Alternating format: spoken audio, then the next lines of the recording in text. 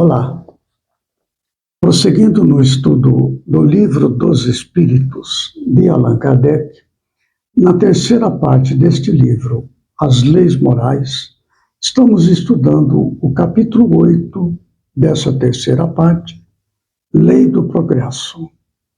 O tema para este vídeo, Marcha do Progresso.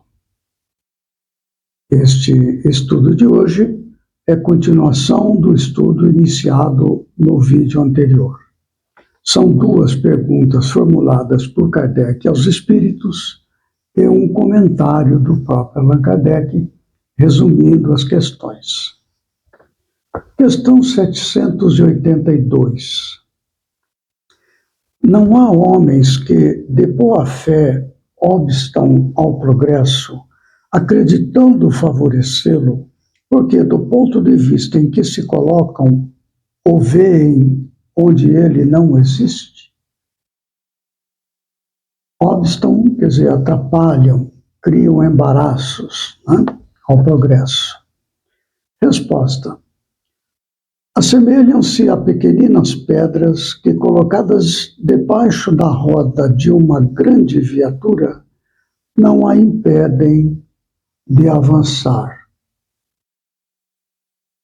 Essa ideia da grande viatura é muito interessante, porque quando se trata do conjunto da humanidade, a força do progresso individual se soma aos demais indivíduos, e o progresso se dá pela força individual que cada um de nós temos em nós próprios. É uma força divina que nos impulsiona ao progresso. Agora, se une toda uma comunidade, a humanidade inteira, isso se transforma numa força gigantesca.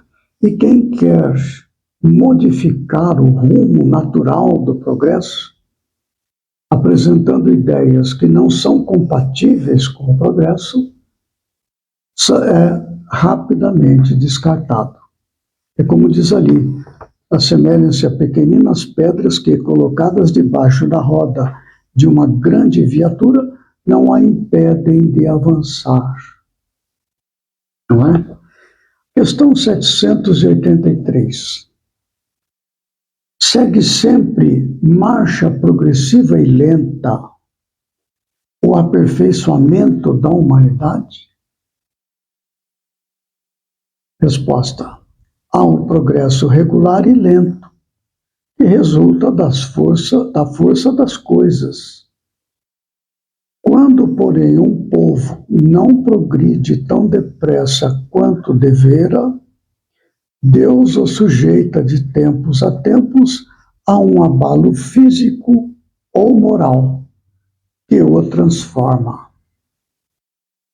Bom, em termos de abalo físico, nós podemos dizer aí uma grande seca, uma epidemia, não é? Ou um terremoto, um vulcão de grandes proporções, um tsunami, não é? Furacões, precipitação de granizo, tempestades. Há uma série de fatores, enchentes tão comuns no Brasil, que causam grandes danos, grandes modificações.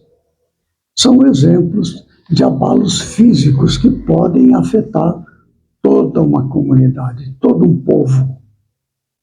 E abalos morais, que são, por exemplo, a questão da guerra.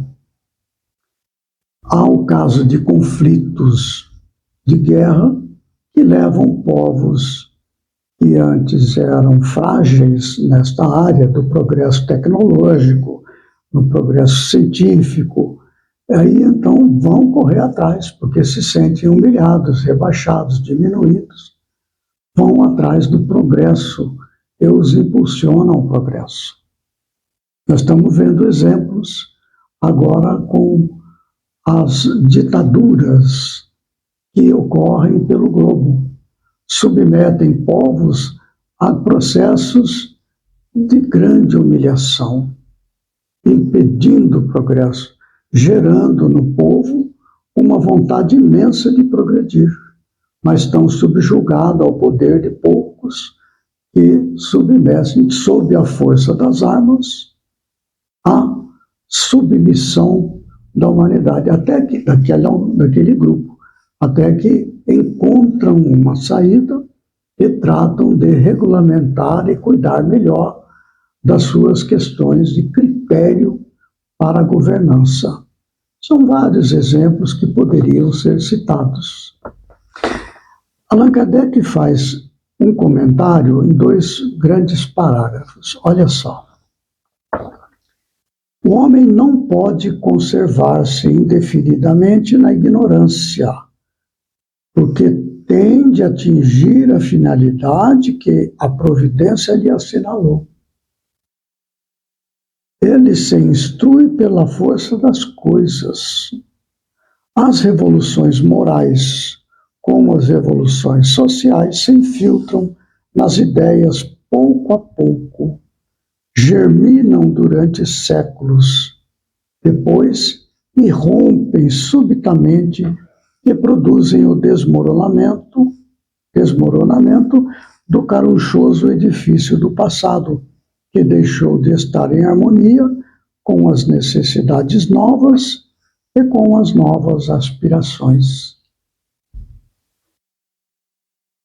O exemplo seria o advento do cristianismo, que certamente eram ideias absolutamente revolucionárias, ainda hoje, não é? Mas aquelas ideias apresentadas pelo Cristo, seus apóstolos, depois seus seguidores, foram se infiltrando na base do pensamento humano. Ainda que a pessoa não se torne uma cristã, ela sofre a influência daquelas ideias libertadoras. Até que, com o passar do tempo, às vezes muito tempo, séculos, até milênios, aquelas ideias estão ali. E elas vão germinar no momento certo. São sementes, como diz Jesus na parábola do semeador. Lanças-te a semente e ela vai germinar no terreno fértil, no terreno bom, no momento certo, não é? Há necessidades novas. É o caso, por exemplo, do avanço científico, tecnológico, do pensamento filosófico. Veja, por exemplo, com o advento dos carros, modificou-se todo o costume da vida em cidade ou de transporte de uma maneira geral. Depois, com a invenção do avião, mesma coisa, dos trens, do trem a vapor, depois do trem a diesel, elétrico e assim por diante. Hoje nós temos veículos de transporte de altíssima velocidade, que vão mudando os costumes das pessoas, as necessidades das pessoas, que já não podem mais se transportar em baixa velocidade, porque precisa aproveitar melhor o tempo. O advento do telégrafo, da televisão, dos telefones celulares, não é? Também da internet, das redes sociais, e agora, por último, mais recente, da inteligência artificial. Tudo isto vai criando necessidades novas. Você imagina se hoje retirasse do uso da humanidade os telefones celulares, as redes sociais. Não tem mais, porque a sociedade se ajustou a esta nova realidade, criando necessidades novas e, naturalmente, também novas aspirações que impelem ao progresso. E assim poderiam dar vários exemplos, novos sistemas políticos, novos sistemas econômicos, revolução industrial, etc., que vão impulsionando e modificando os costumes, modificando as necessidades, modificando, enfim, as aspirações. Allan Kardec prossegue da seguinte maneira: nessas comoções, o homem quase nunca percebe senão a desordem e a confusão momentâneas, que o ferem nos seus interesses materiais. Aquele, porém, que eleva o pensamento acima da sua própria personalidade, admira os desígnios da providência, que do mal faz sair o bem. São a procela, a tempestade que saneia a atmosfera depois de a terem agitado violentamente. Há inúmeros casos que poderia ser citado. Me ocorre um, que é o caso, por exemplo, da assinatura da Lei Áurea, que houve a libertação definitiva da escravidão no Brasil. O que aconteceu? A vida era essencialmente agrícola. Então, as pessoas viviam nas fazendas, prioritariamente, e menos nas cidades. Mas as fazendas, elas viviam do braço escravo. Quando se retira isso, modifica-se toda a estrutura da vida do campo. As pessoas vão para as cidades e modifica completamente as necessidades e as aspirações. Uma verdadeira revolução. Aquilo que na época foi um mal, porque deixou-se as fazendas, deixaram de produzir, etc., mudaram-se os costumes rurais, hoje retornaram com tecnologia avançada, mas na época foi uma comoção. E assim por diante. Não é? Como ele diz ali, aquele, porém, que eleva o pensamento acima da sua própria personalidade, admira os desígnios da providência, que do mal faz sair o bem. Dá para imaginar uma vida como era naquela época que antecede a Lei Áurea?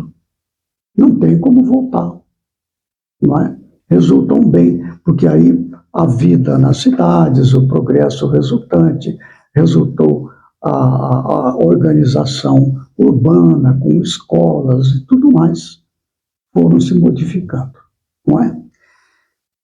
Muito bem. No próximo vídeo, nós prosseguiremos ainda com o mesmo tema Marcha do Progresso, que está no capítulo 8º, Lei do Progresso, da terceira parte do Livro dos Espíritos, As Leis Morais. Então, até lá, que Jesus nos ampare e fortaleça.